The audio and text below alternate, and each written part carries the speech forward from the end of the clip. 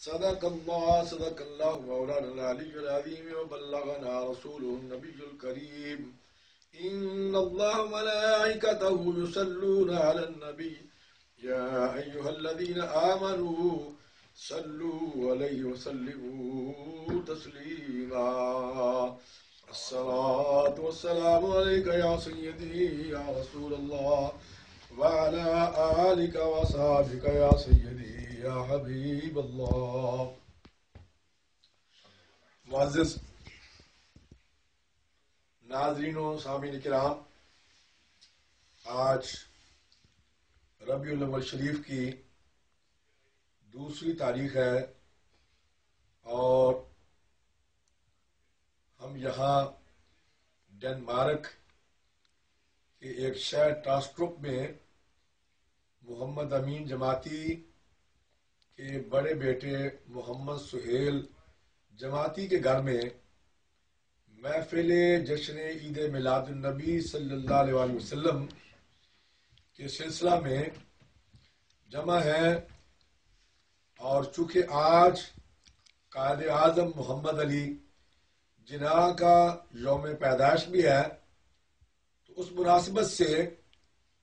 پاکستان لاہور سے ہمارے یاران طریقت اور بالخصوص سید منظر عباس شاہ صاحب اور ان کے جملہ رفقائے کار جناب بخاری صاحب اور محمد شریف خان صاحب جماعتی نے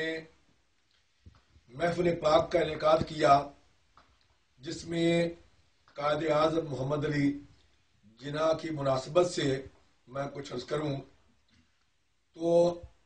قائد اعظم محمد علی جناح 25 دسمبر 1876 کو باب الاسلام صوبہ سندھ کے عظیم شہر کراچی میں پونا جناح کے گھر میں پیدا ہوئے۔ پونا جناح چونکہ بہت بڑے تاجر تھے، اس وجہ سے انہوں نے قائد اعظم کی تعلیم و تربیت پر خصوصی توجہ دی، اور ابتدائی تعلیم قائد اعظم نے کراچی میں ہی حاصل کی، اور اس کے بعد ان کے والد نے ان کو اعلیٰ تعلیم و تربیت کے لیے برطانیہ روانہ کر دیا، اور قائد اعظم پاکستان سے برطانیہ چلے گئے۔ وہاں سے قائد اعظم نے وکالت کی ڈگری اعلیٰ پوزیشن میں حاصل کی اور بیرسٹر بنے، تو آپ نے واپس آ کر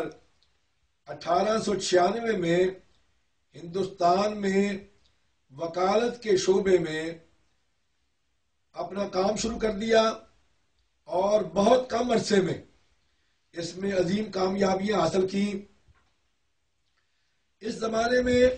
کانگریس کے ایک لیڈر، بہت بڑے لیڈر دادا بھائی نورو جی دارالعوام کے لیے الیکشن لڑ رہے تھے، کیونکہ یہ انگریز کا دور تھا اور بر صغیر میں انگریزوں کی حکومت تھی، اور وہ دارالعوام کے لیے الیکشن لڑ رہے تھے۔ قائد اعظم نے ان کی توجہ حاصل کی اور ان کے ساتھ مل کر سیاست کا آغاز کیا، تو قائد اعظم نے بڑی جلدی کانگریس میں تیزی کے ساتھ نمایاں مقام حاصل کر لیا۔ متحدہ ہندوستان اور ہندو مسلم اتحاد کے لیے قائد اعظم کی خدمات نے انہیں کانگریس کا قابل اعتماد لیڈر بنا دیا تھا، اور مسلم لیگ کے حلقے بھی ان کی ان خدمات کے مداح تھے، لیکن مسلمانوں پر ہندوؤں کے بڑھتے ہوئے مظالم اور کانگریس کے متعصبانہ رویے نے قائد اعظم کو بددل کر دیا۔ ہندوستان میں وکالت و سیاست پر اپنے گہرے نقوش مرتب کرنے کے بعد قائد اعظم یہاں سے بیزار ہو کر، دل برداشتہ ہو کر واپس لندن چلے گئے، اور وہاں جا کر انہوں نے وکالت شروع کر دی اور قانون کی پریکٹس شروع کر دی۔ جب بر صغیر میں مسلمانوں کا کوئی لیڈر نہ تھا اور بر صغیر پر انگریزوں کی حکمرانی تھی، ہندوستان کے لوگ چونکہ انگریز سے آزادی چاہتے تھے اور وہ اس سلسلہ میں جدوجہد کر رہے تھے، بقول علامہ اقبال، علامہ ڈاکٹر محمد اقبال کہ ہزاروں سال نرگس اپنی بیروری پہ روتی ہے، بڑی مشکل سے ہوتا ہے چمن میں دیدہ بھر پیدا۔ قائد اعظم جیسے انسان روز روز پیدا نہیں ہوتے، ایسے انسانوں کے لیے تاریخ کو مدتوں انتظار کرنا پڑتا ہے۔ زمانے کی کتنی ہی گردشیں، وقت کی کتنی ہی کروٹوں اور انسانیت کی کتنی ہی دعاؤں کے بعد کوئی ایک ایسا انسان پیدا ہوتا ہے جو عظمت کے معیار پر پورا ہی نہیں اترتا، بلکہ اسے دیکھ کر خود عظمت کا معیار قائم کیا جاتا ہے۔ اور ایسا ہی انسان چونکہ میر کارواں کا کردار ادا کرتا ہے، جیسے کہ علامہ ڈاکٹر محمد اقبال نے کہا کہ نگاہ بلند سخن دل نواز جہاں پر سوگ، یہی ہے رخت سفر میر کارواں کے لیے۔ اور شیکسپیئر کہتا ہے کہ کچھ لوگ پیدا ہی عظیم ہوتے ہیں اور کچھ لوگ اپنی جد و جہد سے اور اپنے کارناموں کی بدولت عظمت حاصل کر لیتے ہیں۔ گویا قائد اعظم محمد علی جناح میں عظمت و قابلیت اور نیک نامی کی تمام خوبیاں پیدائشی طور پر موجود تھیں۔ اسی وجہ سے پیدائش کے وقت سے ہی لوگوں نے اس بچے کو دیکھتے ہی یہ کہنا شروع کر دیا تھا کہ یہ بچہ ایک دن بہت بڑا آدمی بنے گا۔ اور الحمدللہ مسلمانوں نے بر صغیر کی خوش نصیبی کہ یہ الفاظ اس وقت صحیح اور سچ ثابت ہو گئے جب بر صغیر میں ایک آزاد مسلم مملکت کے قیام کا، مسلمانوں کا دیرینہ خواب جو مسلمانوں نے ہند گزشتہ 2 صدیوں سے دیکھتے چلے آ رہے تھے، وہ محمد علی جناح کی مدبرانہ صلاحیتوں، فہم و فراست، غیر متزلزل عزم و ہمت، سیاسی بصیرت اور بے مثل قائدانہ صفات سے مسلمانوں کی بقا و سلامتی کی خاطر ایک آزاد مملکت خداداد اسلامی جمہوریہ پاکستان کی شکل میں معرض وجود میں آ گیا۔ سیاست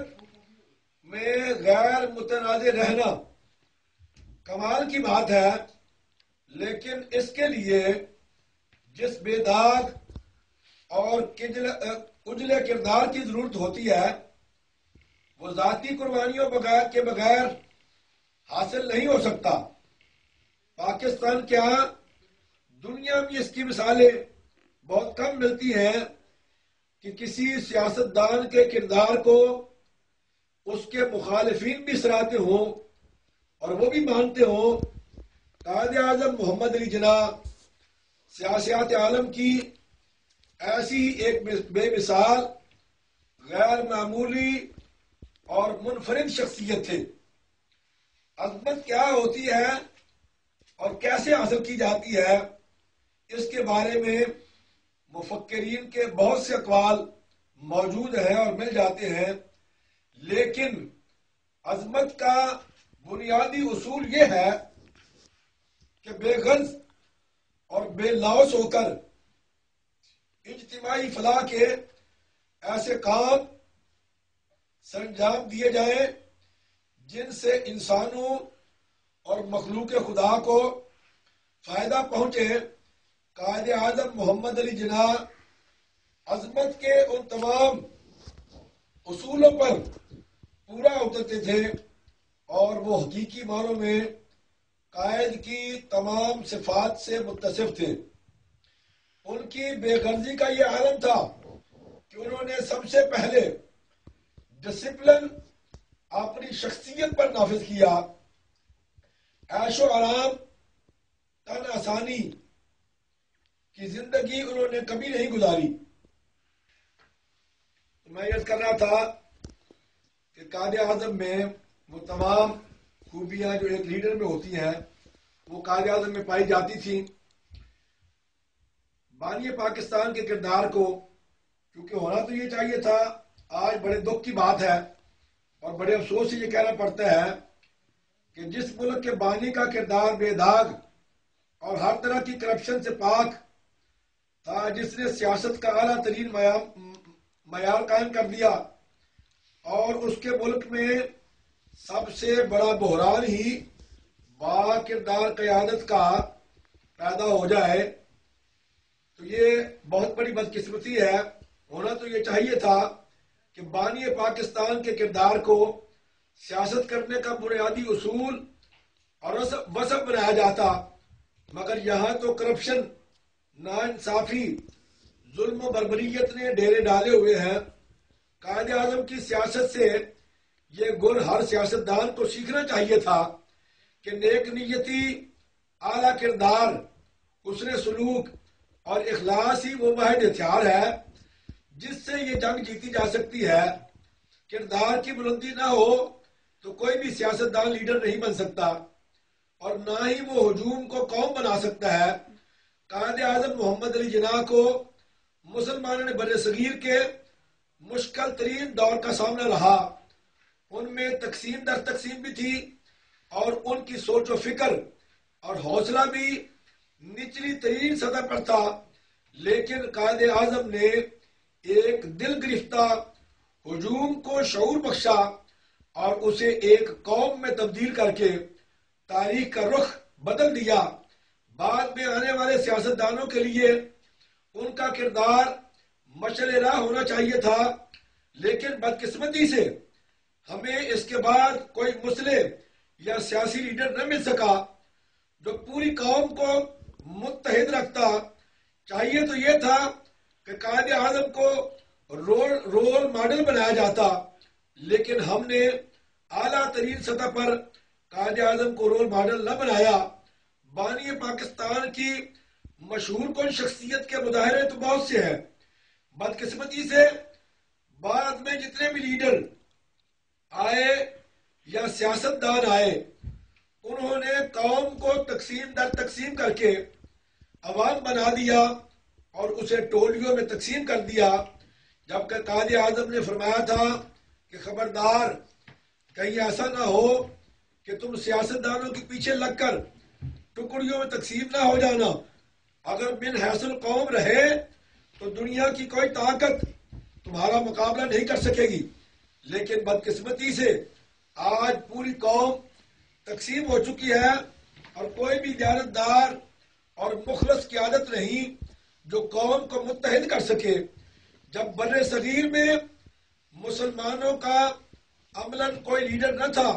کیونکہ قائد اعظم واپس انگلستان جا چکے تھے، تو اس وقت پوری قوم جو ہے وہ پھر مایوس ہو چکی تھی، تو قائد اعظم بھی چونکہ دل برداشتہ ہو کر یہاں سے واپس گئے تھے، اور قائد اعظم 1924 سے لے کر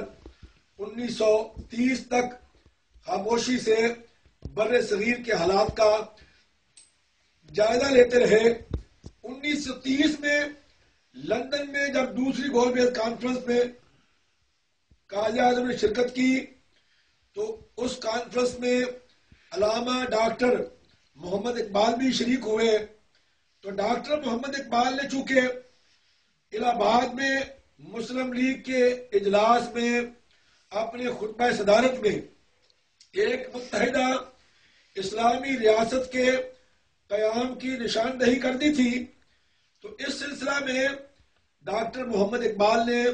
قائد اعظم سے مختلف وقتوں میں ملاقاتیں کی اور ان کے سامنے اپنے نقطۂ نظر کی مزید وضاحت پیش کی۔ تو قائد اعظم سے گزارش کی کہ آپ بر صغیر واپس آ کر مسلمانوں کی قیادت جو ہے وہ سنبھالیں۔ قائد اعظم چونکہ بر صغیر کی سیاست سے دل برداشتہ ہو چکے تھے، اس لیے وہ واپس آنے کے لیے تیار نہ تھے۔ آخر کار 1933 میں جناب لیاقت علی خان اپنی بیوی کے ہمراہ دوبارہ انگلستان گئے تو اس وقت انہوں نے قائد اعظم سے بھی ملاقاتیں کی اور قائد اعظم سے گزارش کی کہ اس وقت بر صغیر میں ہمیں آپ جیسے ایک باکردار لیڈر کی ضرورت ہے جو نہ بک سکے نہ جھک سکے. تو قائد اعظم سے انہوں نے گزارش کی کہ آپ واپس آ کر مسلم قوم کی قیادت سنبھالیں. تو قائد اعظم نے حامی بھر لی اور ان کو کہا کہ آپ جا کر وہاں کے حالات کا جائزہ لیں اور پھر میرے ساتھ رابطہ کریں. تو 1933 میں جناب لیاقت علی خان صاحب واپس آئے اور انہوں نے یہاں کے حالات کا جائزہ لیا اور پھر قائد اعظم سے گزارش کی کہ اس وقت حالات جو ہیں وہ سازگار ہیں، آپ فوراً ہندوستان آ جائیں. تو قائد اعظم انگلستان سے واپس ہندوستان پہنچے. اس میں تھوڑی سی اگر پیچھے لے کے جاؤں تو چونکہ 1906 میں مسلم لیگ کی بنیاد ڈھاکہ میں رکھی گئی جس میں اکابرین ملت اسلامیہ اور اس وقت کے لیڈران جناب وقار الملک، نواب محسن الملک، نواب بہادر یار جنگ اور دیگر لیڈران نے اس وقت مل کے سر جوڑ کر بیٹھے تو انہوں نے مسلم لیگ کی بنیاد رکھی. حضرت قبلہ عالم امیر ملت پیر سید جماعت علی شاہ صاحب محدث علی پوری میرے جد اعلیٰ، انہوں نے اسی وقت سے مسلم لیگ کی سرپرستی کرنا شروع کر دی. جب قائد اعظم واپس آ گئے تو اس کے بعد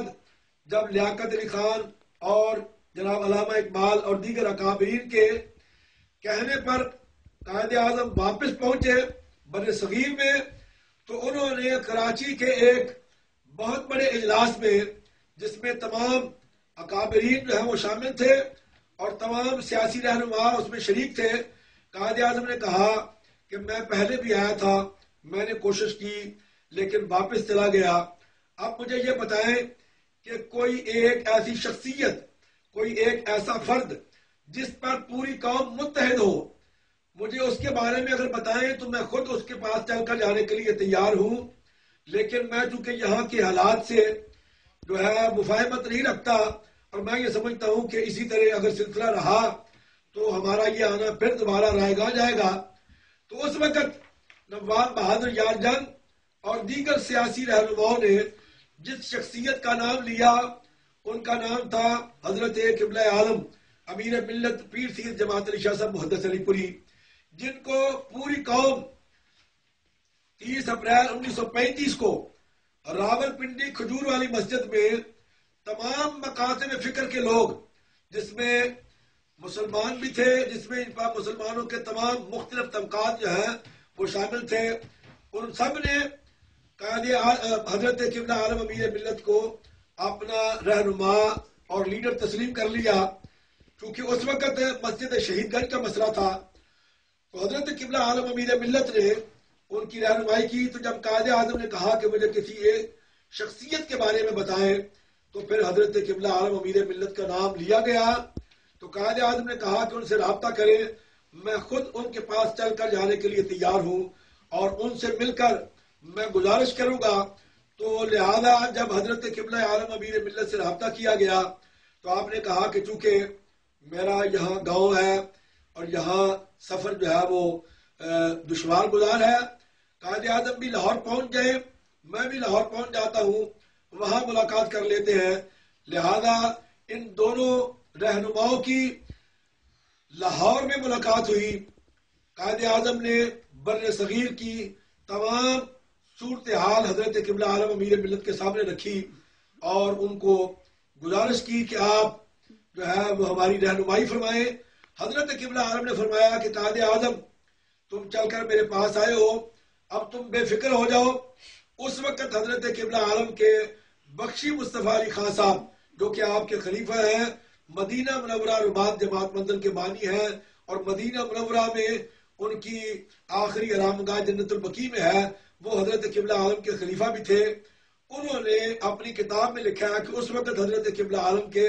مریدین کی تعداد 60 لاکھ سے تجاوز تھی، یعنی 60 لاکھ سے زیادہ تھی.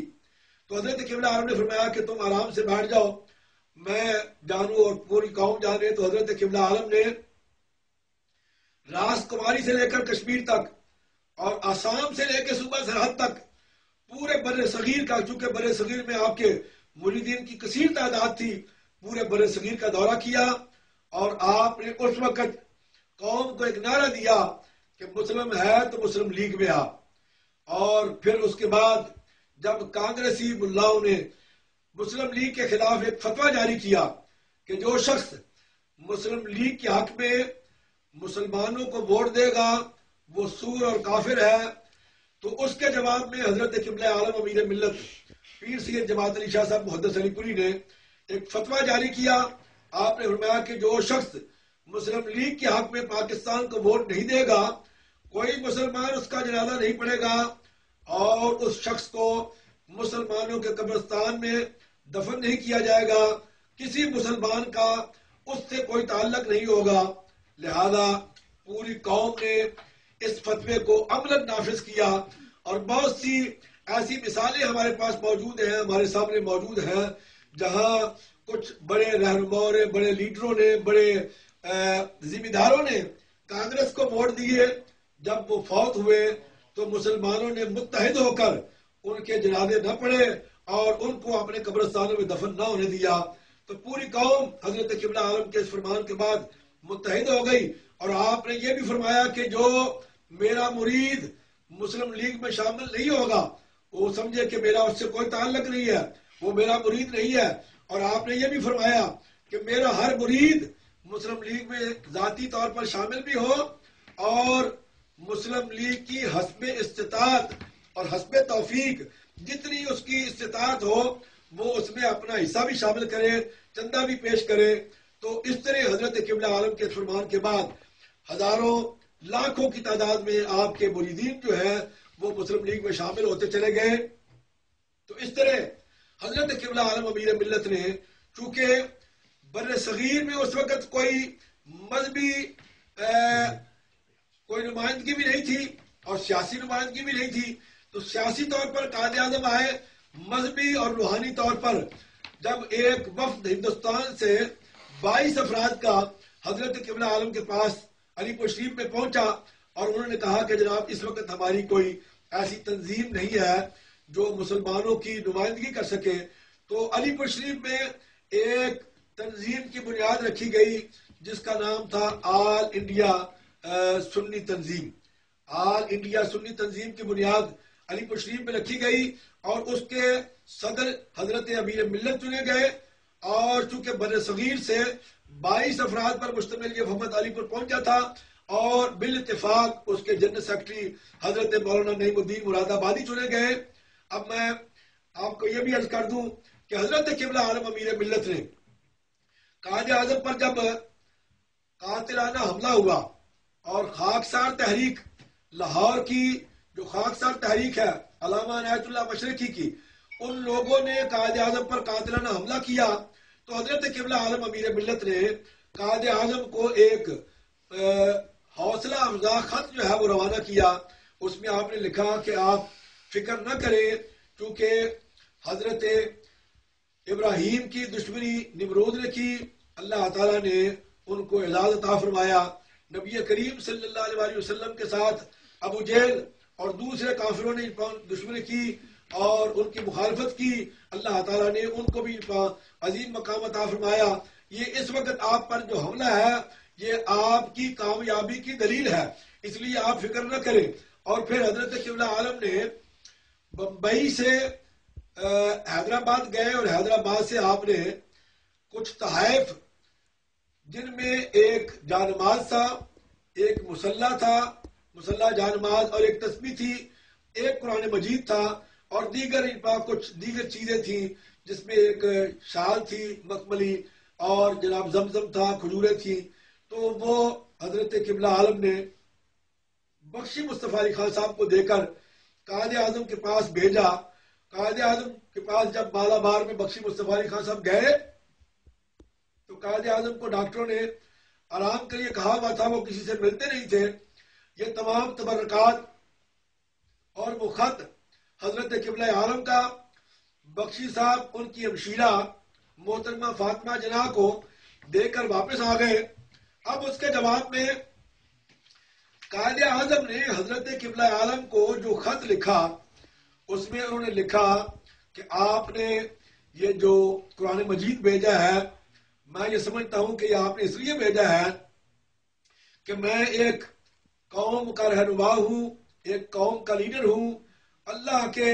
احکامات جو ہیں، اللہ کے فرامین جو ہیں، جب تک میں خود اس کو نہ سمجھوں گا میں اپنی قوم کی کیا رہنمائی کر سکوں گا۔ اس لیے میں آپ کے اس حکم کو سمجھ گیا ہوں اور میں نے آج سے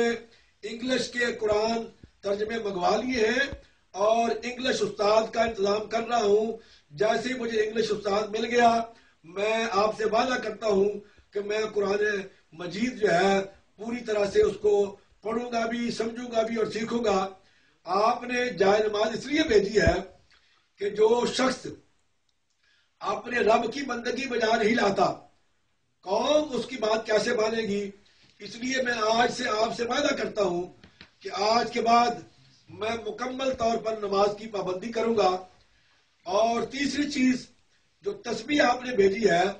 میں یہ سمجھتا ہوں کہ یہ آپ نے اس لیے بھیجی ہے کہ جو شخص اپنے آقا پر اللہ کی رحمت طلب نہیں کرتا وہ رحمت کا امیدوار کیسے ہو سکتا ہے؟ اس لیے میں آپ سے وعدہ کرتا ہوں کہ آج کے بعد میں باقاعدگی سے پابندی سے درود پاک جو ہے وہ پڑھا کروں گا۔ اور یہاں مجھے سید محمد عظیم شاہ صاحب پشاور کے ہیں، انہوں نے اپنی کتاب میں قائد اعظم کے بارے میں لکھا ہے کہ میں مدینہ منورہ میں تھا تو میں نے کیا دیکھا کہ نبی کریم صلی اللہ علیہ وسلم تشریف لا رہے ہیں اور حضور کے ساتھ دائیں طرف حضرت امیر ملت ہیں اور بائیں طرف ایک داڑھی منڈا شخص ہے جس نے ہیٹ پہنا ہوا ہے اور انگریزی لباس پہنا ہوا ہے۔ حضور نے اس کا ہاتھ پکڑا ہوا ہے۔ میں بڑا حیران ہوا اور چونکہ وہ شاہ صاحب لکھتے ہیں کہ میں نے حضور کی بارگاہ میں عرض کی یا رسول اللہ یہ کون ہے؟ حضور نے فرمایا تمہیں معلوم نہیں کہ یہ کون ہے؟ تو حضور نے فرمایا کہ یہ میرا مجاہد ہے جو پاکستان بنانے کی کوشش کر رہا ہے، اللہ تعالیٰ اس کو کامیابی عطا فرمائے گا۔ شاہ صاحب کہتے ہیں کہ میں نے دیکھا پیچھے بہت بڑی مخلوق تھی، حضور نے فرمایا کہ یہ سارے اس کے مجاہد ہیں۔ تو انہوں نے لکھا ہے اپنی کتاب میں کہ قائد اعظم کو یہ مرتبہ اور مقام کیسے حاصل ہوا۔ شاہ صاحب لکھتے ہیں کہ قائد اعظم ہر روز اپنے مصروفیات سے وقت نکال کر 5000 مرتبہ نبی کریم صلی اللہ علیہ وسلم پر درود پاک پڑھا کرتے تھے۔ مولانا محمد حسرت موہانی وہ لکھتے ہیں اپنی کتاب میں کہ ایک دن سحری کے وقت مجھے کوئی کام تھا قائد اعظم سے تو میں صبح جلدی چلا گیا،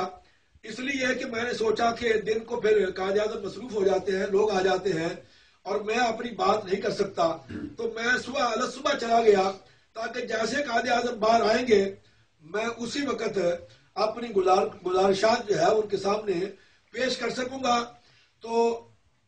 وہ کہتے ہیں کہ مجھے ان کے خادم نے ایک کمرے میں بٹھا دیا۔ میں نے کیا دیکھا تھوڑی دیر کے بعد کہ ساتھ والے کمرے سے مجھے کسی کے کراہنے کی اور رونے کی آوازیں آ رہی ہیں۔ میں بڑا پریشان ہوا کہ خیر ہو، پتہ نہیں کیا ہو گیا ہے۔ وہ کہتے ہیں کہ میں نے دروازے کی جو سوراخ ہوتا ہے اس میں سے دیکھا تو دوسرے کمرے میں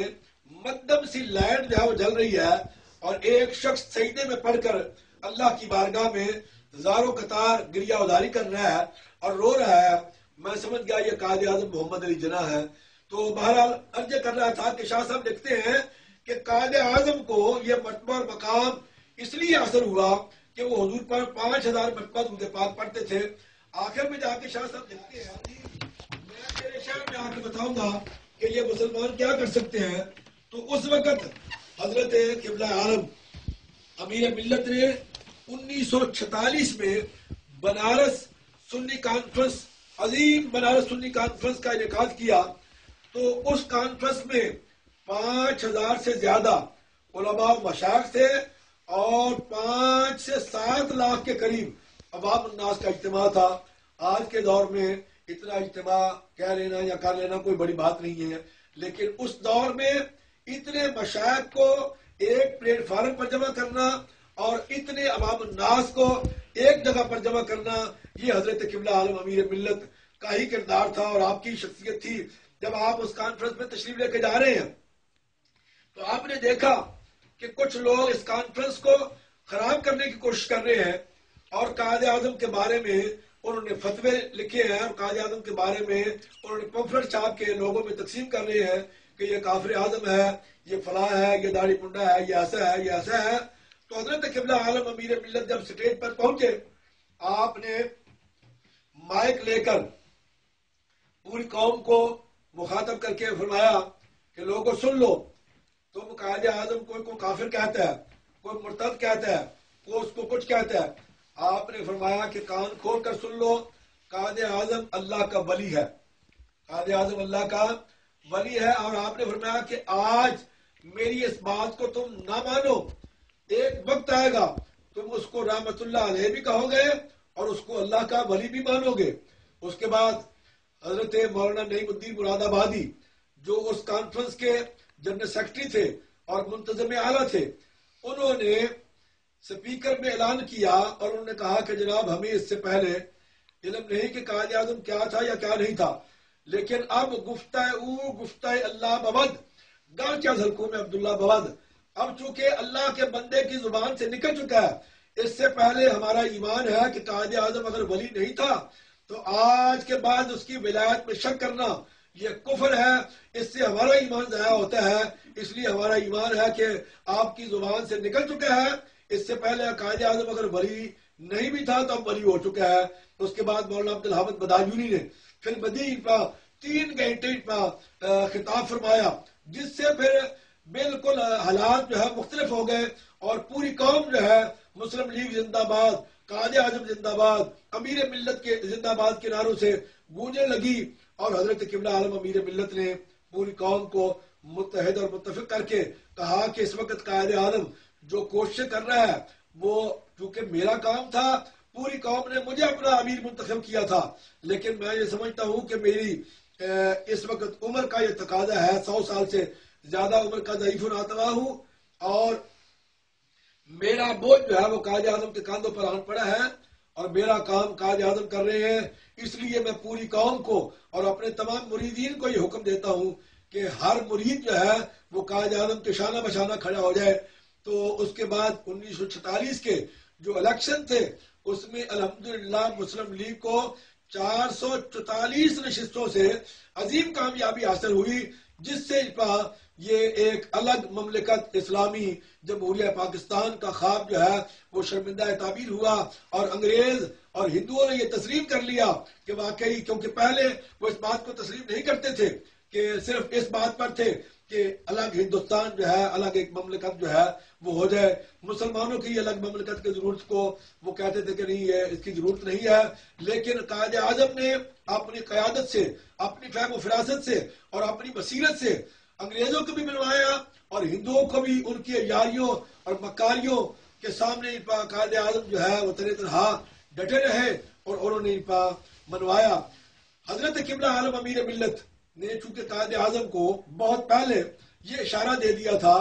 1941 اور پھر 1943 میں، پاکستان جا کے بنا 1947 میں، لیکن 1943 میں حضرت قبلہ عالم امیر ملت نے جب پورے ملک کے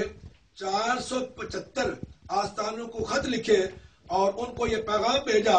کہ اس وقت قائد اعظم جو کوشش کر رہا ہے وہ ہم سب کا کام ہے، آپ سب جو ہے وہ جمع ہوں تاکہ اس سلسلہ میں ہم ایک لائحہ عمل جو ہے وہ بنا سکیں. پیر صاحب مانکی شریف، پیر محمد امین الاسرار، پیر مانکی شریف، جب ان کو خط ملا تو وہ اسی وقت وہاں سے چل پڑے اور رات کے تقریباً 12 بجے کے قریب علی پور شریف پہنچے. حضرت قبلہ عالم امیر ملت نے فرمایا کہ پیر صاحب کے لیے کھانے کا انتظام کیا جائے. انہوں نے عذرائے تکلف یا ویسے صحیح کہا ہوگا، انہوں نے کہ حضور میری 40 سال سے عادت ہے میں رات کو کھانا کھا کے نہیں سوتا، کیونکہ ان کے ساتھ 200 کے قریب ان کے خادم تھے. حضرت امیر ملت نے فرمایا کہ پیر صاحب آپ کی 40 سال سے عادت ہے آپ کھانا کھا کے نہیں سوتے، میری 100 سال سے عادت ہے میں رات کو کسی مہمان کو بھوکا سونے نہیں دیتا. تو فوراً 1 گھنٹے میں کھانا تیار ہو گیا اور حضرت قبلہ عالم نے ان کو کھانا پیش کیا. اس کے بعد آپ نے ان سے پوچھا کہ جناب آپ رات کے اس وقت میں یہاں پہنچے، خیریت تو تھی؟ پیر صاحب مانکی شریف کے الفاظ قابل غور اور قابل توجہ ہیں، دل کی تختی پر لکھنے والے ہیں. انہوں نے کہا کہ حضرت مجھے آپ کا حکم ملا تو میں نے مانکی میں بیٹھنا کفر تصور کیا، میں نے اسی وقت سفر شروع کر دیا اور میں اس وقت آپ کے پاس پہنچا ہوں. اب جو حکم ہوگا اب میں اس کو بجا لاؤں گا. حضرت امیر ملت نے فرمایا کہ پیر صاحب وقت آنیس در حجرہ نشینی بیکار، اس وقت حجروں میں بیٹھنے کا وقت نہیں ہے بلکہ میدان عمل میں نکل کے کام کرنے کا وقت ہے. تو میں آپ سے یہ گزارش کرتا ہوں کہ آپ میدان عمل میں نکل کے کام کریں. تو پھر پیر صاحب مانکی شریف نے صوبہ سرحد کا عظیم الشان ریفرنڈم جو ہے وہ اس بات کی گواہی دیتا ہے کہ پیر صاحب مانکی شریف نے جا کے صوبہ سرحد کا ریفرنڈم جو ہے وہ کروایا. اس میں قائد اعظم کو بھی دعوت دی، حضرت قبلہ عالم امیر ملت کو بھی دعوت دی. اس وقت یہ جو تحریک ہے سرخ پوش عبدالغفار اور ولی خان، انہوں نے اس وقت کہا تھا کہ ہم دیکھیں گے قائد اعظم کیسے اٹک کا پل پار کرتا ہے. اور یہ وہی لوگ تھے جنہوں نے اس وقت کہا تھا آج جو مامت الملت پاکستان اور چاچت الملت پاکستان بنے ہوئے ہیں، یہ وہی خارجی لوگ تھے جنہوں نے اس وقت یہ نعرہ لگایا تھا کہ ہم پاکستان کی پے بھی نہیں بننے دیں گے. تاریخ اٹھا کے دیکھیں تو ان کے جتنے بھی بڑے لیڈران ہیں جن کے بارے میں کتابوں میں موجود ہیں، ان کے نام موجود ہیں، جن کے بارے میں قائد اعظم کو بتایا گیا اور مختلف ذرائع سے کہ یہ وہ لوگ ہیں جو کانگریس کے ساتھ دے رہے ہیں اور پاکستان کی مخالفت کر رہے ہیں، مولانا حسین احمد مدنی وغیرہ. تو یہ وہی لوگ تھے جنہوں نے پاکستان کی مخالفت اس وقت کی. لیکن آج وہ سمجھتے ہیں کہ ہم سب سے بڑے ٹھیکیدار اور لیڈر ہیں پاکستان کے. تو اس وقت جب انہوں نے یہ کہا قربان جائے پیر مانکی کی عظمت پر، پیر مانکی نے اٹک کے پل سے لے کر مانکی تک غالباً 100 کلومیٹر سے زیادہ کا سفر بنتا ہے. دونوں سائڈ پر اپنے 12 لاکھ مریدوں کی چین بنا دی. سڑک کے دونوں کناروں پر 6-6 لاکھ مرید جو ہے وہ کھڑے کر دیے، بندوقیں ان کے پاس ہیں. دونوں طرف سے جب قائد اعظم کی گاڑی آئی تو اس جلاؤ میں اس 12 لاکھ کے عظیم الشان اجتماع میں قائد اعظم جو ہے وہ اٹک سے لے کر مانکی پہنچے. تو اس وقت چونکہ حضرت قبلہ عالم امیر ملت ناسادی طبع کے باعث، اپنی طبیعت کے باعث، ان کی طبیعت ٹھیک نہیں تھی، آپ خود تشریف نہ لے جا سکے، اور میرے جد اعلیٰ حضرت قبلہ پیر سید محمد حسین شاہ صاحب کو بھیجا. تو حضرت قبلہ عالم نے ان کو کچھ تحائف بھی قائد اعظم کے لیے دے کے بھیجے اور ایک سونے کا تمغہ دے کے بھیجا، اور ساتھ میں یہ پیغام دیا کہ قائد اعظم کو مبارکباد دینا کہ پاکستان کی منظوری اللہ کی بارگاہ سے ہو چکی ہے، اب تم بالکل فکر نہ کرو، پاکستان بن کے رہے گا اور مخالفین پاکستان جو ہے وہ ان کو اپنے منہ کی کھانی پڑے گی. لہذا قائد اعظم کو جب اس بات کی اطلاع ہوئی، قائد اعظم کھڑے ہو گئے اور انہوں نے میرے جد اعلیٰ حضرت پیر محمد حسین شاہ صاحب کو کہا کہ جناب یہ تمغہ مجھے یہاں آویزہ کریں. تو انہوں نے چھاتی آگے کی، ان کے سینے پر دل کی سائڈ پر وہ تمغہ جو ہے وہ آویزہ کیا گیا. تاریخ شاہد ہے، سیرت اٹھا کے دیکھیں، تاریخ کی کتابیں پڑھ کے دیکھیں. قائد اعظم نے اپنے خطاب میں یہ بات کہی کہ لوگوں سن لو، پاکستان بن چکا ہے. یہی بات قائد اعظم نے 2 نومبر 1945 میں لاہور ایم اے وکالت کی گراؤنڈ میں ایک بہت بڑے جلسہ عام میں خطاب کرتے ہوئے کہی کہ پاکستان 2 نومبر 1945، اخبارات کے ریکارڈ پر یہ بات موجود ہے، 2 نومبر 1945 کا ریکارڈ اٹھا کے دیکھیں. قائد اعظم نے کہا کہ پاکستان بن چکا ہے. صحافیوں نے، اخباری لوگوں نے بعد میں سوال کیا، انہوں نے کہا جی آپ نے اتنی بڑی بات کہہ دی ہے، ابھی تو کوئی دور دور تک اس کے آثار نہیں ہے. قائد اعظم نے کہا چونکہ مجھے حضرت قبلہ عالم امیر ملت فرما چکے ہیں اس لیے ان کا فرمانا جو ہے بالکل صحیح ہے. میں یہ سمجھتا ہوں کہ پاکستان بن چکا ہے. لہذا قائد اعظم کی کوششوں اور حضرت قبلہ عالم امیر ملت کی کوششوں سے 1947 میں پاکستان اسلامی جمہوریہ پاکستان ایک عظیم مملکت کی صورت میں ہمارے سامنے آیا. اللہ تعالیٰ سے دعا ہے کہ اللہ تعالیٰ مجھے اور آپ سب کو اس پاکستان کے ساتھ اور بالخصوص ہمارے سیاسی لیڈران کو اور سیاسی جو جماعتوں والے ہیں ان کو صحیح معنوں میں قائد اعظم کی وہ جو سیاسی بصیرت تھی، فہم و فراست تھی، اس کو سمجھنے، اور جو قائد اعظم کے گرد سے سیاست کے قائدانہ جو صلاحیت تھی ان کو سمجھنے اور ان پر عمل کرنے کی توفیق کامل نصیب فرمائے. وآخر دعوانا الحمدللہ رب العالمین.